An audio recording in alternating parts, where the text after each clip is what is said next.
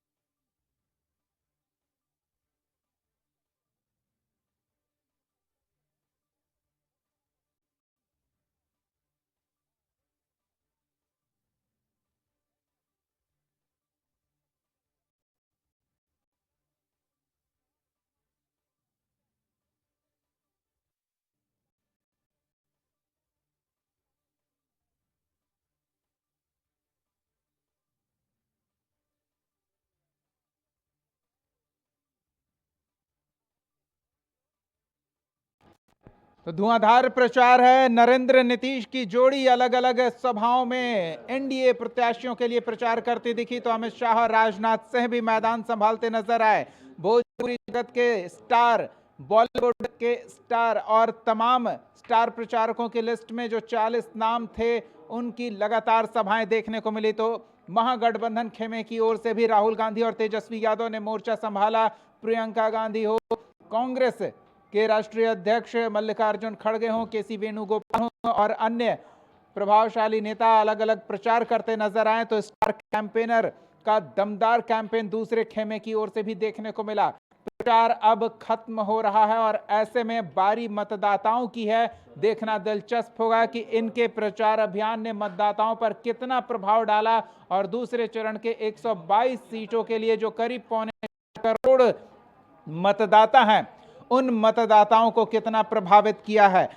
पूरे प्रचार अभियान के दौरान नेताओं के पीछे पीछे कशिश न्यूज के संवाददाता लगे रहे और हर खबर आप तक पहुंचाते रहे। हर खबर का सीधा प्रसारण कशिश न्यूज पर आप देखते रहे हैं। प्रचार अभियान की गहमा गहमी, शब्दों की तलखी, सब कशिश न्यूज ने आप तक पहुंचाई है। तो अब प्रचार खत्म होने के बाद इस पूरे प्रचार अभियान की समीक्षा हम करने का प्रयास करेंगे। हमारे सहयोगी हमारे साथ जुड़ेंगे न्यूज रूम में। हमारे साथ हमारे वरिष्ठ सहयोगी राजीव रंजन हैं। तो बाहर से, क्योंकि अभी भी प्रचार अभियान के बाद नेता अपनी बात रखने के किसी भी मौके को चूकना नहीं चाह रहे हैं, तो प्रेस कॉन्फ्रेंस आयोजित है पार्टियों की। तो उस प्रेस कॉन्फ्रेंस को कवर करने पहुंचे हमारे सहयोगी नीरज भी हमारे साथ जुड़ रहे हैं, तो हम उनका भी रुख करेंगे। लेकिन राजीव से समझ लेते हैं। राजीव, काफी दौड़ भाग हुई, अब पैरों में थोड़ी राहत पहुंचेगी, नहीं तो थकान, पसीना, इस भागम भाग में किस तरह से इस पूरे प्रचार अभियान को देखा जाए? ये देखिए, भागम भाग अब समाप्त। अब 11 तारीख के यानी कि परसों जो मतदान होना है दूसरे चरण का 122 सीटों पर, अब उम्मीदवारों की थोड़ा सा नींद जो है वो 2 दिन तक हराम रहेगी। अब स्टार प्रचारकों का आराम का दिन शुरू हो चुका है, यानी कि 5 बजे के बाद अब वो लोग आराम की निद्रा में, माने सोने की निद्रा में चले जाएंगे। अब उनके लिए कोई यहाँ कुछ नहीं रह गया है। हाँ, कुछ ट्वीट आएंगे, सोशल मीडिया के जरिए कुछ ऐसी बातें कही जाएगी, आगे पीछे गुनागणित शुरू होगा, घर डोर टू डोर कैंपेन शुरू होगा, कार्यकर्ताओं को भिड़ाया जाएगा, बूथ लेवल पर कैसे हम अपने मतदाताओं को खींच करके ले आएं, ये प्रयास अब किया जाएगा पार्टी के उम्मीदवारों के द्वारा और पार्टी के द्वारा भी। रह गई बात की जो 121 विधानसभा की सीट का जो चुनाव हुआ था पिछले दिनी 6 तारीख को, उसमें आप देखिए कि जो टर्नअप हुई थी महिला, वो ऐतिहासिक रहा अभी तक के। और जो राजनीतिक पंडित कहते रहे हैं कि जो ये जब जब वोट प्रतिशत बढ़ा है तो किसको फायदा हुआ, उनका एनालिसिस था। मेरा मानना है कि जो महिला मतदाता बढ़ी है, आप देख लीजिए सारे स्टार प्रचारकों, सारी पार्टियों के स्टार, जैसे राहुल गांधी, प्रधानमंत्री नरेंद्र मोदी, नीतीश कुमार मुख्यमंत्री, गृह मंत्री अमित शाह, इन लोगों की सभाओं को आप देखिए, खंगालिए, आपको तेजस्वी यादव और राहुल गांधी, प्रियंका गांधी के सभाओं में महिलाओं की भीड़ ना के बराबर दिखी है। ये सबसे बड़ा बात है। और वहीं प्रधानमंत्री हों, नीतीश कुमार हों, गृह मंत्री हों, राजनाथ सिंह हों, एनडीए गठबंधन घटक दल के स्टार प्रचारकों की सभाओं में महिलाओं की संख्या देखते बन रही थी। तो ये एनालिसिस अपने अपने लोग कर रहे हैं, सारे लोग इसको माने इस खुशफहमी में है कि महिलाओं का वोट हमें मिला है। हाँ, तेजस्वी ने कहा कि महिलाओं का वोट हमें मिला है, राहुल गांधी कह रहे हैं कि हमें मिला है, प्रियंका कह रही हैं हमें मिला है, लेकिन वो दिखता है, जो नज़र सामने आ रहा है। आपकी सभा में महिला नहीं दिखती है और दूसरे की सभा में महिला दिखती है, तो ये कहाँ जाएगा? यही चीज़ देखना है। और इस चीज़ को लोग भंजाने में लगे हैं, क्योंकि दूसरे चरण का चुनाव होना है, तो ये कहीं से मैसेज ना जाए कि महिला हमारे तरफ नहीं है। हाँ, और दूसरी बात ये है कि अब क्या है कि कैंपेन तो खत्म हुआ। अब कैंपेन खत्म हुआ तो आज 5 बजे के बाद से अगर सारे नेता घर बैठेंगे तो इस चीज़ में लगे रहेंगे कि हमारा वोटिंग जो है पैटर्न पहले का क्या था और हम किस तरह से वहाँ कैसे हारे, कैसे जीते, वो एनालिसिस शुरू करेंगे। मतलब आप कह रहे हैं अब जुबान खामोश होगी लेकिन अब दिमाग दौड़ा रहे होंगे नेता। हम आपके पास फिर आएंगे, जरा नीरज के पास चल रहे हैं। और प्रचार अभियान को उन्होंने भी काफ़ी कवरेज किया, काफ़ी दौड़ भाग उनकी भी रही है। ज़रा उनसे भी समझ लेते हैं कि पहले चरण के मतदान के बाद दूसरे चरण के प्रचार अभियान को किस तरह से देखा जाएगा। जी नीरज। देखिए दीपक, निश्चित तौर पे 11 को दूसरे चरण में मतदाता करेंगे, लेकिन आज जो है प्रचार प्रसार थम गया है। तो कह सकते हैं कि अब जो नेता रैली कर रहे थे, जनता के बीच में जाते थे, अपने चुनावी वादे करते थे, वो पूरी तरह से थम गई है। लेकिन सबसे पहले आपको ये बता देते हैं कि पहले चरण में जो मतदाताओं ने मतदान किया वो बढ़ चढ़ के हिस्सा लिया। 65% से ज़्यादा मतदान इस बार हुआ है पहले चरण में। दूसरे चरण में भी मतदान बढ़ावा को लेकर के चुनाव आयोग की बात करें या नेता भी चाह रहे हैं कि ज़्यादा से ज़्यादा संख्या में लोग मतदान करें। रही बात एनडीए और महागठबंधन के बीच, पूरे बिहार विधानसभा चुनाव चल रहे हैं। भले ही प्रशांत किशोर तीसरे में है, लेकिन महागठबंधन और एनडीए के बीच ही लड़ाई है चुनाव में। तो सबसे बड़ी खास ये बात रही कि एक तरफ एनडीए के बड़े नेता, प्रधानमंत्री हो, अमित शाह हो या जो भी बड़े नेता हैं, सभी लोग उन लोगों ने नापने का काम किया, जनता के बीच में जाने का काम किया। और इस बीच राहुल गांधी, महागठबंधन के राहुल गांधी, तेजस्वी यादव, ये सभी लोग भी जनता के बीच में गए। लेकिन जिस हिसाब से तेजस्वी यादव ने घोषणा किया कि हर एक घर से एक एक नौकरी देंगे, इसका असर कहीं ना कहीं महागठबंधन पे पड़ा है, यानी कि जनता उनके तरफ प्रभावित हुई है। क्योंकि सीमांचल इलाका में लगातार हम कई दिन कवरेज किए हैं, जनता के मिजाज को भी हमने जाना है, तो वहाँ पे ये देखने को मिला कि कई लोग मुखर होकर के सामने आकर के बोले कि पंजाब पे मतदान करेंगे, यानी कि साफ तौर पे महागठबंधन को मतदान करेंगे। लोग वर्तमान के विधायक या जो महागठबंधन के उम्मीदवार थे उनको लेकर के कुछ नहीं कह रहे थे, लेकिन सीधे तौर पे राहुल गांधी और तेजस्वी यादव को लेकर के लोग सामने मुखर होकर के बोल रहे थे कि हम राहुल गांधी और तेजस्वी यादव को देख रहे हैं, न कि यहाँ के जो प्रत्याशी हैं उनको देख रहे हैं। तो तेजस्वी यादव इस बार के चुनाव में कह सकते हैं कि एक युवा चेहरा है। राहुल गांधी भी चुनाव से पहले पदयात्रा की है बिहार में, बिहार के विभिन्न जिलों में घूमे हैं। उन्हें इसका असर इस बार के चुनाव में देखने को मिल रहा है। एनडीए भी पुरजोर मेहनत की है, तो महागठबंधन भी उससे पीछे नहीं है। तो सीमांचल के साथ आपको बता दें कि आरा भोजपुर के इलाके में भी ये चीज़ देखने को मिलेगा कि महागठबंधन की सीट भी बढ़ेगी। सारण प्रमंडल की अगर बात करें तो सारण प्रमंडल के क्षेत्र में भी महागठबंधन की सीट निकलने जा रही है, क्योंकि लगातार जब हम जनता के बीच में जा रहे हैं, वहाँ के प्रत्याशियों के साथ जनता से ऑफ द रिकॉर्ड मतलब से हट के भी हमने लोगों से बात किया, तो लोग तेजस्वी पे भरोसा कर रहे हैं। और तेजस्वी सीएम फेस है महागठबंधन के, तो इसको लेकर के और जो घोषणा उन्होंने किया है उसको लेकर के लोग भरोसा कर रहे हैं। क्योंकि तेजस्वी के पास विजन है, ऐसा लोगों का मानना है। और एनडीए के तरफ से ये कहा जा रहा है कि हमने विजन दिया है। जो वर्तमान के विधायक हैं, कहीं कहीं पे ऐसा देखने को मिला, तो उनसे लोगों में नाराजगी रही है वर्तमान के जो विधायक हैं। तो साफ तौर पे यही कहा जा सकता है कि 11 तारीख को जनता मतदान करेगी और 14 तारीख का इंतजार रहेगा कि इस बार महागठबंधन हावी रहा या एनडीए हावी रहा। लेकिन जो समीकरण बता रहा है कि इसमें तेजस्वी भी पीछे नहीं रहेंगे, भले ही एनडीए की सरकार बनेगी लेकिन महागठबंधन को भी अच्छी खासी सीट आएगी। जी बिल्कुल नीरज, हम फिर लौटेंगे आपके पास। जरा हम राजीव से भी आपकी बातों को दूसरे खेमे में किस तरह से देखा जाए ये समझ लेते हैं। नीरज कह रहे हैं कि धरातल पर प्रत्याशी का चेहरा कहीं ना कहीं गौण हो गया है और जो लीडर हैं, सीएम कैंडिडेट अनाउंस होने के बाद तेजस्वी यादव की वो बात कर रहे हैं और राहुल गांधी का प्रभाव है तो उनके नाम पर वोट आ रहा है। एनडीए खेमे में ये कितना प्रभावशाली है? जी देखिए, एनडीए खेमे में नेताओं के तो प्रभावशाली है। जिस तरह से एनडीए खेमे ने अपने स्टार प्रचारकों को, पहले तो एक मंच पर दिखते थे प्रधानमंत्री और नीतीश कुमार, लेकिन हाल के दिनों में आप निकाल करके देख लीजिए कि अगर जहां पीएम जा रहे हैं वहां नीतीश कुमार नहीं रह रहे हैं, और जहां नीतीश कुमार रहे हैं वहां पीएम नहीं जा रहे हैं। ज़्यादा जगह पकड़ लें एक साथ। ज़्यादा से ज़्यादा लोगों को हर क्षेत्र में, कोई क्षेत्र अछूता न रह जाए। और एक ही नहीं रैली, कई कई रैलियां हो रही हैं। जैसे आज होम मिनिस्टर दिखाई दिए आपको, अरवल में दिखाई दिए, औरंगाबाद में दिखाई दिए, सासाराम में दिखाई दिए, भभुआ में दिखाई दिए।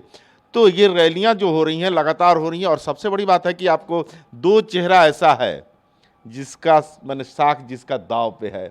एक हैं जीताराम मांझी, हम सेकुलर के जो हैं उनका दाव पे है, चूंकि उनकी सारी सीटें लगभग इस 11 तारीख के दूसरे चरण के मतदान में उनके साख है। वहीं पे उपेंद्र कुशवाहा की साख जुड़ी हुई है।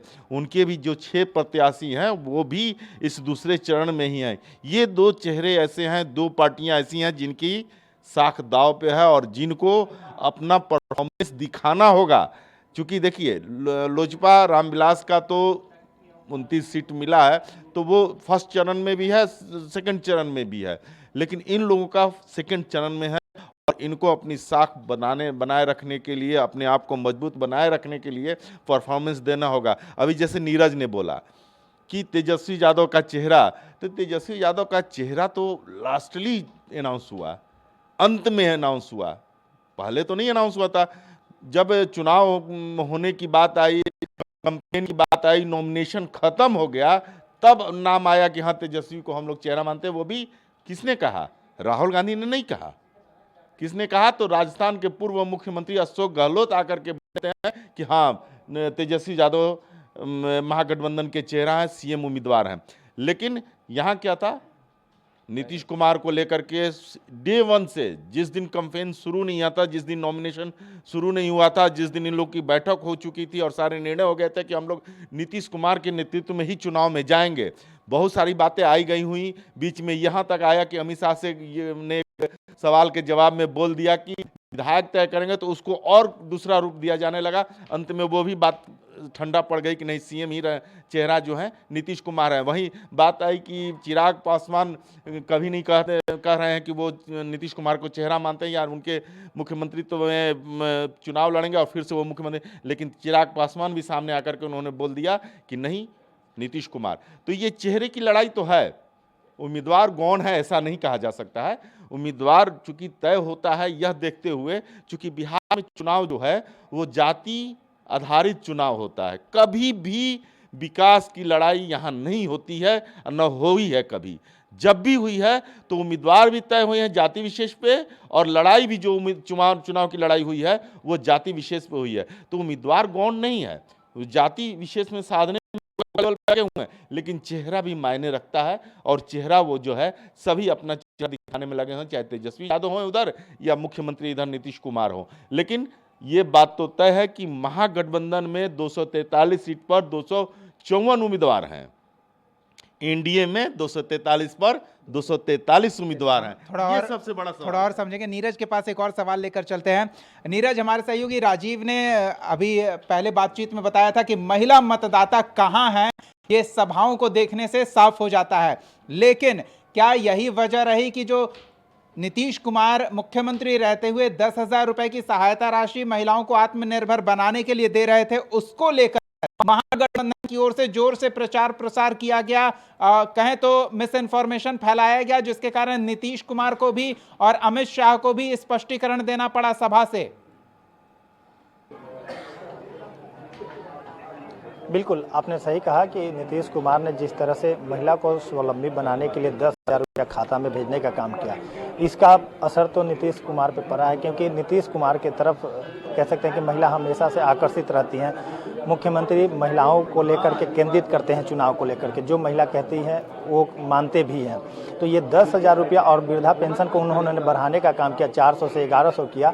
इसका जो है बेनिफिट एनडीए को मिल रहा है, यानी कि नीतीश कुमार को कह सकते हैं साफ तौर पे कि इसका बेनिफिट मिल रहा है। लेकिन तेजस्वी प्रसाद यादव ने पहले भी घोषणा किया था कि हमारी सरकार आएगी तो माई बहन योजना में 2500 रुपया प्रतिमाह दिया जाएगा।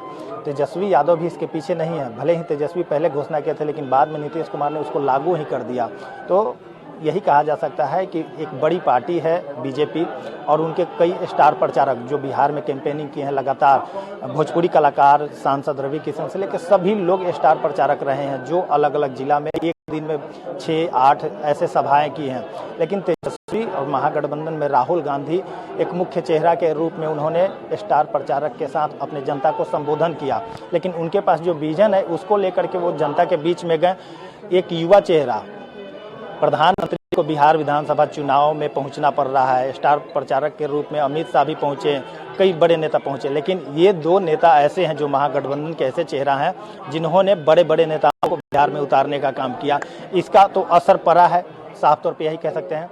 और जैसे मैंने आपको पहले ही बताया कि सीमांचल का इलाका हो, भागलपुर का कुछ इलाका है, जमुई का ऐसा इलाका है, सारण प्रमंडल का कुछ, भोजपुर का ऐसा कुछ सीट है जो पहले से ही तय है। प्रत्याशी भले ही, जैसे सारण की मैं बताता हूँ, खेसारी लाल यादव भोजपुरी के सुपरस्टार कहे खेसारी लाल यादव, उनको लेकर के समीकरण था, वहाँ पे पहले चर्चा नहीं थी, उनकी पत्नी को लाने की चर्चा हुई थी, लेकिन फिर खेसारी लाल को उतरना पड़ा। वहाँ की समीकरण भी यही कह रहे कि खेसारी लाल, चलिए क्या क्या नहीं देखने को मिला, भाई भाई की लड़ाई, मियाँ बीवी की लड़ाई, दोस्तों की लड़ाई, दुश्मन तो आपस में सियासी हैं ही, सभी दल के अलग अलग नेता। तो इस लड़ाई के बीच किस तरह के बोल निकले हैं, बोल ऐसे मानो तीखी तलवार, तीखी मिर्ची काट दें, चीर फाड़ कर दें अपने शब्दों से। इस तरह के प्रचार अभियान को भी हमने देखा है। बहुत बहुत धन्यवाद नीरज और राजीव आप दोनों का। हमारे साथ हमारे वरिष्ठ सहयोगी आशुतोष मिश्रा भी जुड़ रहे हैं, जरा इनसे हम समझ लेते हैं कट्टा, क्रूरता, करप्शन और क्या क्या बातें नरेंद्र मोदी कर रहे थे। जो भोजपुरी गीत वायरल हो रहे थे उन गीतों को लेकर भी हमला बोलते दिख रहे थे, तो दूसरी ओर से भी हमला राहुल गांधी मोर्चा संभाले हुए थे, तेजस्वी थोड़े संयमित अपने बयानों को लेकर लग रहे थे। किस तरह से इस प्रचार अभियान को दोनों चरणों का देख रहे हैं आप? देखिए, पूरे एनडीए के जितने भी नेता आए थे उनके प्रचार पर अगर बारीकी से ध्यान देंगे आप तो हर नेता जो संबोधन अपना कर रहा था उसमें सिर्फ और सिर्फ जनता को शायद 2005 के पहले लेके जा रहे थे सारे लोग, और वो दौर याद दिलाया जा रहा था कि उस वक्त क्या क्या हुआ करता था, और उसकी आहट फिर से सुनाई न दे, इसको लेकर के जो आजकल जो भोजपुरी में जो गाने बनते हैं और उसमें कट्टा, दुनाली, इन सारी चीज़ों का जिक्र होता है, उसको भी मतलब आज के पुराने दौर को आज से जोड़ करके दिखाया गया कि देखिए आज भी वो चीज़ें ख़त्म नहीं हुई है, बल्कि लोग इंतज़ार में हैं कि हमारी सरकार आएगी तो हम फिर से ऐसा करेंगे। ये जनता को मैसेज देने की कोशिश थी एनडीए की तरफ से, फोकस इसी पर था। डेवलपमेंट ठीक है वो भी था, लेकिन उस दौर को जिन लोगों ने देखा है वो अपने जो नेक्स्ट जनरेशन है, जो जेनजी कहते हैं, उन तक ये बातें पहुंचाएं, या फिर नेता के जरिए उन तक ये बातें पहुंचाएं, क्योंकि कई लोगों ने देखा नहीं है कि उस दौर में क्या हुआ करता था। जो फर्स्ट टाइम वोटर्स हैं वो शायद नहीं देख पाए होंगे, तो नए की चर्चा का विषय ये बने।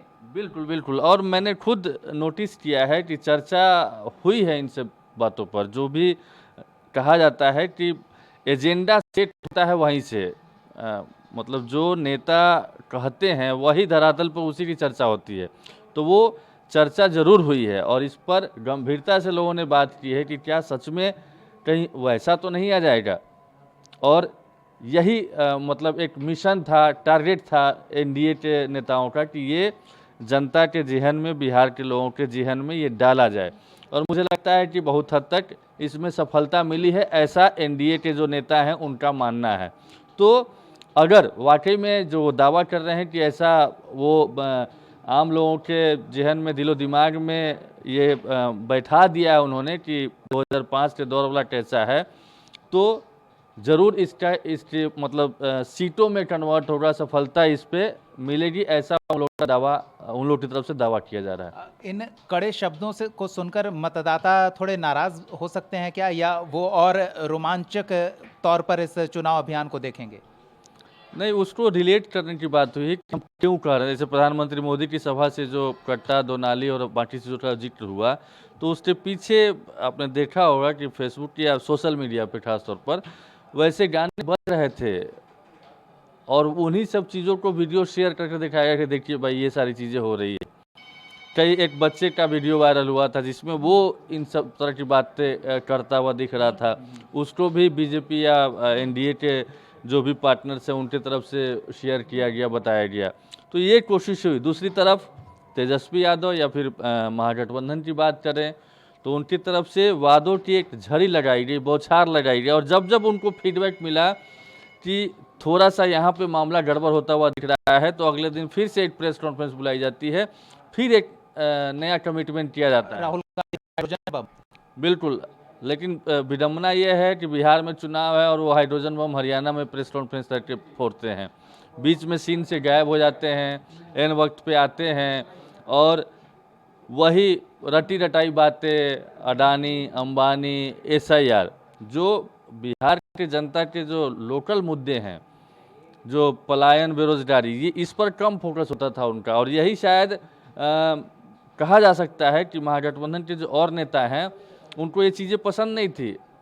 उनको ये लगता था कि भाई राहुल गांधी आए तो यहाँ के जो भी मुद्दे हैं उस पर बात करें। चलिए, बहुत बहुत धन्यवाद आशुतोष जी। तो देखना दिलचस्प होगा कि प्रचार अभियान का कितना प्रभाव मतदाताओं पर पड़ेगा और ये प्रभाव मतदान को कितना प्रभावित करेगा, उनके पक्ष में और विरोधियों के विपक्ष में, और चुनाव नतीजे क्या होंगे। चुनाव नतीजे 14 तारीख को स्पष्ट होंगे, लेकिन 11 तारीख को मतदान होगा और मतदान खत्म होने के ठीक बाद हम आपको फिर से बता दें कि 6:30 बजे से कशिश न्यूज़ पर एग्जिट पोल देखना ना भूलें। जी हां, 11 तारीख को शाम 6:30 बजे से लगातार हर सीट का जिलावार बात हो या हर सीट का विश्लेषण हो, कशिश न्यूज़ अपने सर्वे एजेंसी के साथ आपको सटीक आंकड़े देगा। तो कशिश न्यूज़ के साथ मतदान के दौरान तो जुड़े ही रहें। अलग अलग सीटों से 122 सीटों पर क्या स्थिति है, सब मतदान खत्म होने के बाद एग्जिट पोल में सारे आंकड़े भी दिखाएंगे। फिलहाल न्यूज़ रूम लाइव में इतना ही। कशिश न्यूज़ पर खबरों का सिलसिला जारी रहेगा। देखते रहिए कशिश न्यूज़।